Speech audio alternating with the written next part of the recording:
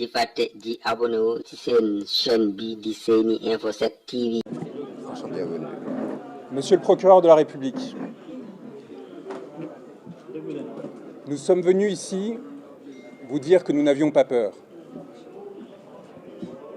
Nous sommes venus ici, au Sénégal, où s'engage le devenir humain, dire à tous ceux qui nous entendent qu'ils ne doivent pas avoir peur.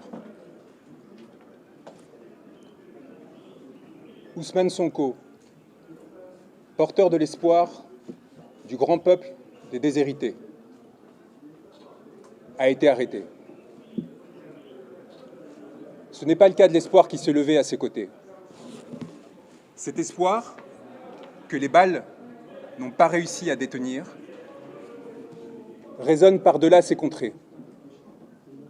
Il s'élève et s'appose dans les cœurs des centaines de milliers d'exilés qui, de Paris à Hong Kong, ont dû fuir la misère que leurs gouvernants généraient. Cet espoir va au-delà. Il est celui de toutes les masses sombres et obscures qui, partant des jeunes déshérités de Thiès, voguent jusqu'aux gilets jaunes français, en passant par les enfants de Gaza, les femmes et hommes maltraités, tous ceux qui crient liberté, dignité, souveraineté.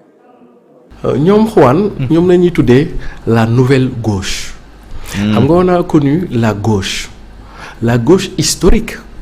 C'était cette gauche-là bu nekkoon dans ce qu'on appelle les humanités. La nouvelle gauche dafa teg ancrage am ci les humanités yokk ci lu toftal ci lu bees loo xam ni gauche classique yi xamu ko woon parce que tolloowul ak lu seen jamono mooy ce qu'on appelle les nouvelles technologies. La nouvelle gauche dañu ancrer seen action politique dans ce qu'on appelle l'humanisme, mais nekk aussi les fils de leur temps, les nouvelles technologies. Ce qui fait que Juan Branco évolue sur deux tablettes. C'est ce qu'on appelle les avocats médiatiques. C'est-à-dire qu'il est avocat, il plaide le droit, il est justicier des temps modernes, disons comme ça, mais en même temps, il a une unité de bruit médiatique parce qu'ils ont une capacité d'utiliser les outils monde, les outils technologiques pour installer leurs actualités au cœur des actualités, voire même de l'actualité mondiale et internationale. mooy ni lépp lu ñuy jëf rek daañu fexe ba àddina très bien bàyyi ci xel très bien di ko wax fu ne muy joxe benn relief ci seen action et il n'en demeure pas moins qu'ils sont dans le droit qui est leur cœur de métier, l'avocat. Mais au nom de leur domination des outils technologiques, parce que nous sont relativement jeunes, ils sont les ce qu'on appelle etc. Donc nous jamonoy technologie nañ ñoom jamonoy technologie, c'est la dernière génération ñu dugg ci technologie. Donc c'est ça qui fait que Juan devient à la fois un avocat mais à la fois aussi un communicant, j'allais même dire un avocat médiatique. Parce que mën nga nekk avocat yow ci temple de tennis maanaam tribunal foofu rek ngay évoluer mais ñi dañuy évoluer tribunal di évoluer en même temps dans les espaces publics et ils ont la capacité au nom de leur pouvoir de dominer les objets monde technologie de faire même de l'espace public un espace juridique, un temple de Thémis bis. C'est-à-dire qu'il ne plaide pas intramuros, mais il peut même plaider extramuros dans l'espace public et même dans l'espace politique. L'agora. C'est mon deuxième critère. Troisième critère, il est un peu dans ce qu'on appelle la lutte contre le néocolonialisme. Ça veut dire que xam nga mondialisation. Juan devient même le prototype typique de ce qu'aurait produit la mondialisation au-delà des services et des biens, mais des hommes. C'est-à-dire que c'est des citoyens du monde qui ne se considèrent pas, qui se considèrent d'abord comme des citoyens du monde, des citoyens de l'universel, avant de se considérer comme des citoyens français. C'est-à-dire qu'il y a une double identité. Une identité mondiale qui pèse plus et davantage sur leur identité nationale parce que ñoom dañu tomber ce qu'on appelle un monde plat. Oui. Donc au nom de cette identité mondiale pour ñoom fu injustice am. ña nga fa quel qu'en soit le pays, oui. etc., etc. Et c'est ça que ça produit la globalisation parce que la globalisation finalement a détruit les frontières sur la base des innovations technologiques et de la financiarisation li jëmmal bu doon mondialisation dañu koy jëmbal ci nit. mën nga ni xuwaan doo ko xoolee ci ay causes rek lay dem. fi ne au nom de ces causes mën na ko yóbbu Pérou. Dakar Sri Lanka. etc. parce que amatuñu conception de monde est-ouest etc. Ça c'est les nouvelles figures de ce qu'on appelle kii bi kon donc su ñoom dépassé nañu la logique des ingérences. Comprendre. Ce n'est pas d'abord qu'un Français ñoom dans leur conception. Ce n'est pas d'abord qu'un Français qui est là mais d'abord c'est un citoyen du monde. C'est un citoyen de l'universel, pour parler comme Léopold Sédar Senghor qui avait prophétisé la civilisation, etc. Absolument, dañ koy xam ñoom injustice. Ils sont pour les laissés pour compte. Ils sont pour les pauvres. Ils sont pour les persécutés. D'où qu'ils se trouvent à travers le monde, de quelle nationalité qu'ils puissent être, ñoom ils se sentent le devoir moral de venir les assister. Et je pense que c'est peut-être l'une des raisons au plus fort de lui. d'abord kii maintenant léegi nag su Faye Mouhamed Diallo. Pape Ahmadou li ma laaj maître Pape Sène laa lay laaj première question ndax xaaroon nga gis maître Juan Branco au Sénégal tey jii. En tout cas merci Mouhamed, j'ai été vraiment surpris. Comme ñëpp ñi nga xam ne tey jii ñu ko constaté. Donc le gars il est venu par effraction, on peut dire ça pour utiliser un terme juridique. Il est venu par effraction au Sénégal. Puisque contexte la boo xamante ne ni. kenn xalaatul woon ne par exemple Branco. dina jël risque par exemple au moins. au vu de tout ce qui a été déjà dit sur lui. Le fait que le parquet avait requis un mandat d'arrêt contre lui. Mais nag dafa am une précision bu moo gën a ko xamee.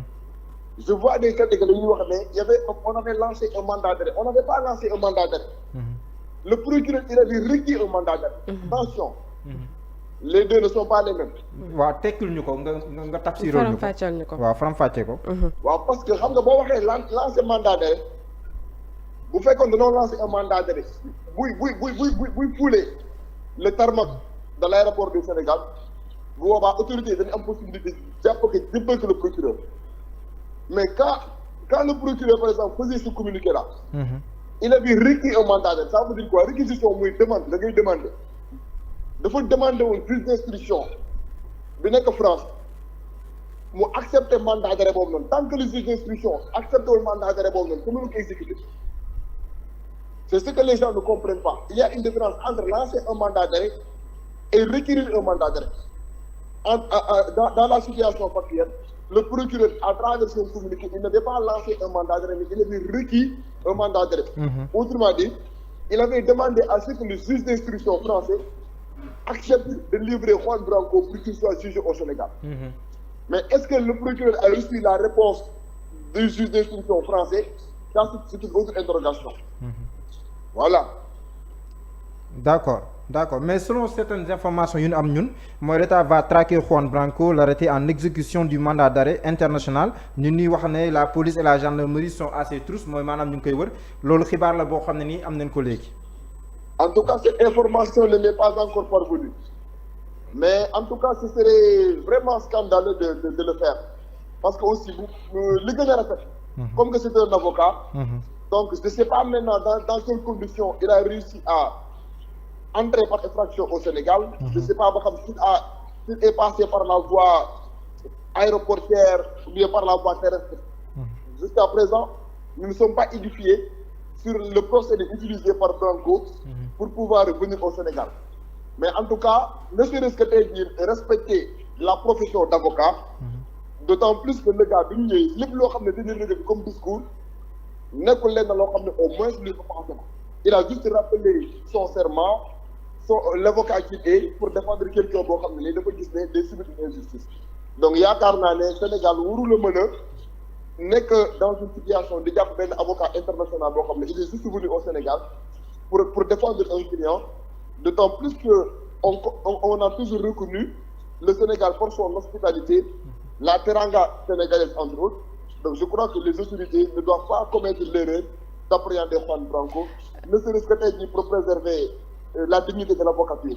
Parce que les avocats n'ont pas de frontières, ils ont la possibilité ñu dem dëkk boo xamante ne nii sentir na ne am na fa benn client boo xam ne il subit une injustice ñu défendre ko ni ñu koy defee Sénégal noonu la ko avocat sénégalais yi di demee France di ko defee foofu noonu donc yaakaar naa ne autorités yi kat franchement parlant man ñaanuma yàlla ñu dugg ci loolu parce que il va de la crédibilité du Sénégal au niveau international. Mais maître, et l'image du Sénégal dans tout ça parce que ñoom bu ñu jàppee ni kii di Juan Branco tout le temps dafay jeter l'opprobre ci état bu Sénégal ndax lii nii tey jii lu fekk Juan Branco fexe ba accéder ci suñuy frontière ñëw taxaw jàkkaarloog taskatu xibaar yi wax li muy wax ndax nekkul benn provocation.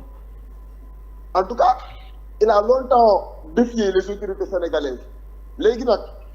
défier bi mu doon défier les autorités sénégalaises à l'étranger ban appréhension nga koy jox wala ban signification nga koy jox mën nañ ko analyser sous l'angle d'un avocat parce que les avocats li leen di caractériser mooy ils sont très teigneux c'est des gens qui sont très perspicaces c'est des gens yoo xamante ni aussi ils tiennent toujours un discours boo xamante ne nii mooy loolu quoi parce que c'est ça le rôle aussi d'un avocat même bu fekkente ne man je suis pas d'accord bu fekkente ne par exemple day défier les autorités ci ay bases yoo xamante ni méngoowul ak défense bi nga xam ne ni moom la war a défendre Ousmane Sonko mais question bi nga posé aussi comment il a fait par exemple pour entrer au Sénégal yaakaar naa ne cette question là les autorités sénégalaises ont plus la légitimité d'apporter des éclaircissements à ces questions parce que il a réussi à s'introduire au Sénégal et jusqu'à présent on comprend pas par quel moyen il a réussi à le faire. léegi tey jii li ma bëggoon xam mooy quelle est la procédure bu ñu demoon ba teg ko loxo moom doomu France la donte ni Sénégal requériroon na un mandat d'arrêt jëmee ci moom quelle devrait être la procédure ndax buñ ko jàppee am nañu droit téye ko wala dañ koy génneewaat réew mi. En tout cas les avocats ils sont régis par les règles de leur ordre un avocat pour nga jàpp ko il faut obligatoirement ordre des avocats jox la autorisation pour nga mën ko poursuivre te les avocats ils ne sont pas justiciables devant les juridictions de droit commun boo leen di àtte dañ leen di àtte devant la cour d'appel léegi nag la question qu'il faudra se poser mooy est-ce que par exemple buñ ko jàppoon sans pour autant ñu demander autorisation de l'ordre des avocats de la France bu boobaa day nekk une violation parce que avocat kenn du koy jàpp sans l'avis du conseil de l'ordre.